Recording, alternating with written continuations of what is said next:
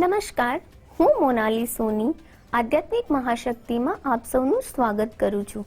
આજે આપણે જાણીશું રાહુ ગ્રહ વિશે. જ્યારે પણ રાહુ ગ્રહની વાત આવે છે ત્યારે દરેક વ્યક્તિના મનમાં એક પ્રકારનો ભય ઉત્પન્ન થઈ જાય. તમારી કુંડલીમાં રાહુ ગ્રહ સારી સ્થિતિમાં છે કે ખરાબ સ્થિતિમાં છે તે જાણવા માટે પણ આપણે એક વખત કુંડલીનું માર્ગદર્શન જરૂરથી મેળવવું જોઈએ. ખાસ કરીને વ્યક્તિને ઘણી બધી તકલીફોનો સામનો કરવો પડતો હોય છે. અચાનક જ મુસીબતોનો વારંવાર જો તેના જીવનમાં આવતું રહેતું હોય તો પણ કહી શકાય કે વ્યક્તિનો ક્યાંક ને ક્યાંક રાહુ ગ્રહ અશુભ પરિણામ આપી રહ્યો છે.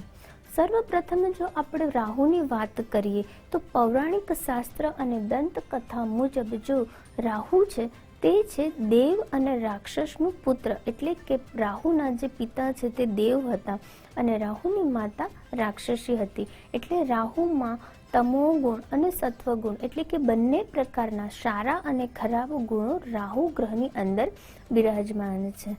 પરંતુ જ્યારે સમુદ્ર મંથન વખતે અમૃત જ્યારે વહેંચવામાં આવી રહ્યું હતું ત્યારે દરેક દેવ અમૃત ધારણ કરી રહ્યા હતા.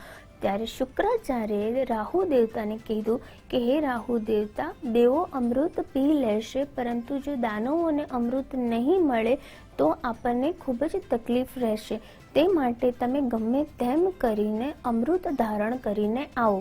ત્યારે રાહુ મહારાજે વેશ બદલીને અમૃત ધારણ કરવા માટે ત્યાં આગળ બેસી ગયા હતા અને દરેક દેવોની વચ્ચે જ્યારે રાહુ મહારાજે અમૃત પી લીધું હતું તે વાતની જાણ સૂર્ય અને ચંદ્રગ્રહને થઈ અને ત્યારે સૂર્ય અને ચંદ્રગ્રહે આ વાત ભગવાન વિષ્ણુને કરી. ત્યારે વિષ્ણુ ભગવાનનો ગુસ્સો એટલે કે ક્રોધ જ્યારે ઉત્પન્ન થયો ત્યારે તેમણે આ સર્વભાનુ જે રાહુ નામનો રાક્ષસ હતો તેમનું ગળું ધડથી અલગ કરી કાઢ્યું હતું. જ્યારે સર્વભાનુનું ગળું ધડથી અલગ કરી નાખવામાં આવ્યું પરંતુ તેણે અમૃત પીધું હતું એટલે તેનું મૃત્યુ ના થયું અને તેનું રાહુ એટલે કે જે પોતાનું માથું છે, જે મસ્તિષ્ક છે તે રાહુ સ્વરૂપે અલગ બન્યું અને જે તેનું શરીર છે તેને કેતુ નામ આપવામાં આવ્યું. તે માટે જે સર્વભાનુ રાક્ષસ છે તેના શરીરના 2 અંગ શર અને ધડ અલગ કરીને રાહુ અને કેતુ ગ્રહનું નામ આપવામાં આવ્યું.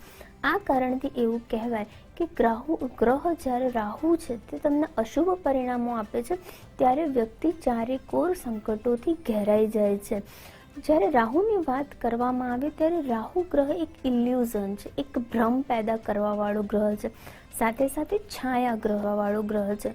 વ્યક્તિને હોશ પણ નથી રહેતો અને એટલો તેને ભ્રમ ઉત્પન્ન કરાવી દે છે અને ત્યારે વ્યક્તિ દરેક પ્રકારની કુટેવ અને દરેક ખરાબ કૃત્ય વ્યક્તિ ત્યારે કરે છે ત્યારે પણ કહી શકાય કે વ્યક્તિ ઉપર રાહુ ગ્રહની દશા ચાલી રહી છે. જ્યારે રાહુ ગ્રહની વાત કરીએ ત્યારે રાહુ તમને રાજામાંથી રંક અને રંકમાંથી રાજા બનાવવાની ક્ષમતા પણ રાહુમાં જ હોય છે. તે માટે જો તમારે સૌથી સારામાં સારા રાહુ ગ્રહના ખૂબ જ સારા પરિણામો મેળવવા હોય તો તમારે વિશેષ વસ્તુઓનું ધ્યાન રાખવું કે તમે જે પણ કાર્ય કરી રહ્યા છો તે કાર્ય ખૂબ જ સારું ઉમદું હોવું જોઈએ. કારણ કે તમારી કુંડળીમાં બેઠેલો જે રાહુ છે તે તમારા કાર્ય પર પણ ધ્યાન આપે છે. જ્યારે કોઈ વ્યક્તિ ખૂબ જ સારી સંગતમાં છે, ખૂબ જ સારા કાર્ય કરે છે, નિયમિત રૂપથી તેની જીવનશૈલી ખૂબ જ સકારાત્મક, સાનુકૂળ અને ખૂબ જ સારી છે, સારી આદતોને તે અનુસરે છે ત્યારે રાહુ ગ્રહ તેની આ આદતો અને તેનું આ જે ફોકસ છે તેને ખૂબ જ સારા પરિણામોમાં ઉદ્ભવ કરે છે અને વ્યક્તિના દરેક પ્રકારની સુખ સાહિબી અને સંપત્તિ પ્રાપ્ત કરાવે છે. પરંતુ આ જ અસર જો તે વિરુદ્ધ રીતે પોતાના જીવનમાં અપ્લાય કરતો હોય, વિરુદ્ધ રીતે પોતાનું જીવન જીવતો હોય, ખરાબ આદતોમાં સંકળાયેલો છે, ખરાબ કુસંગતોમાં વ્યક્તિ ભળેલો છે અને દરેક પ્રકારના ખોટા કૃત્ય જો વ્યક્તિ સતત કરતો રહે છે તો વ્યક્તિ તેની આ જ આદતમાં છેક ઊંડાણ સુધી ડૂબતો જાય છે અને વ્યક્તિને ખબર પણ નથી રહેતી અને તેનો સર્વ વિનાશ થાય છે.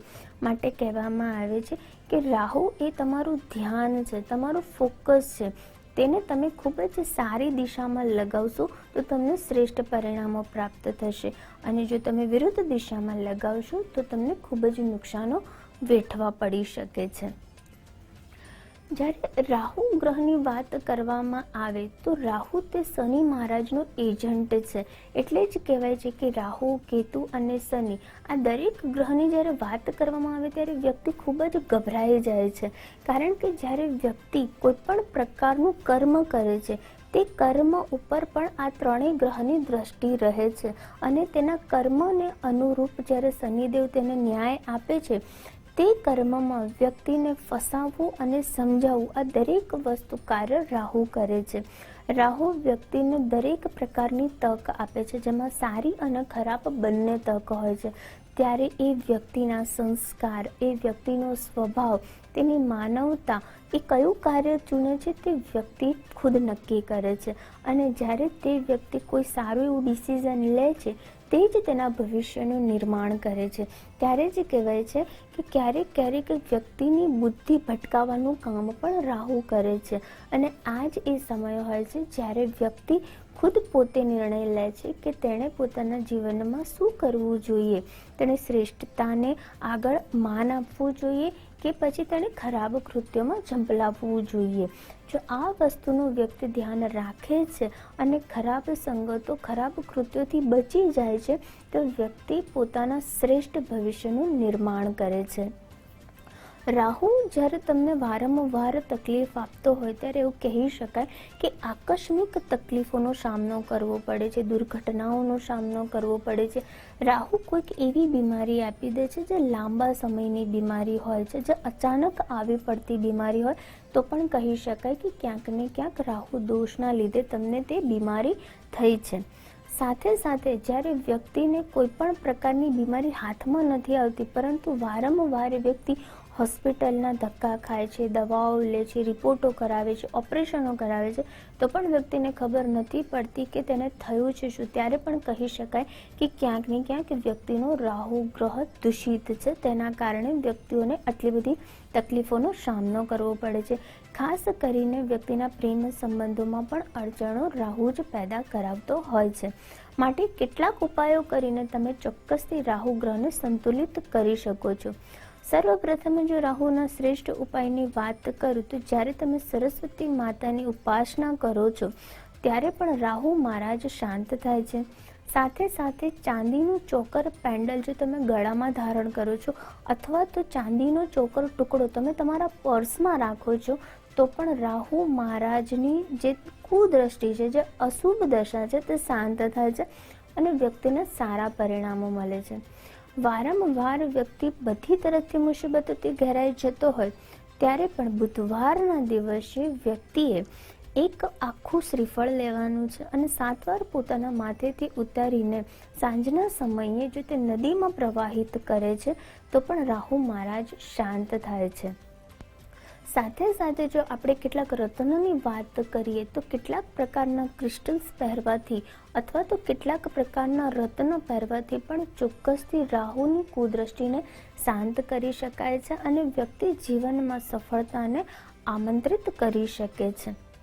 ખાસ કરીને જ્યારે તમને બધી જ તરફથી તકલીફો પડતી હોય અને રાહુ મહારાજની સ્થિતિ તમને ખૂબ જ અશુભ પરિણામો આપી રહ્યા હોય ત્યારે વ્યક્તિએ દુર્ગા ચાલીસાનો પાઠ કરવો પણ ખૂબ જ હિતાવહ રહે છે. પોતાના કુળદેવીની આરાધના કરવી, તેમના વિશેષ આશીર્વાદ પ્રાપ્ત કરવાથી પણ રાહુ મહારાજ શાંત થાય છે અને તમારા પરિવાર ઉપર વિશેષ આશીર્વાદ તમને આપે છે.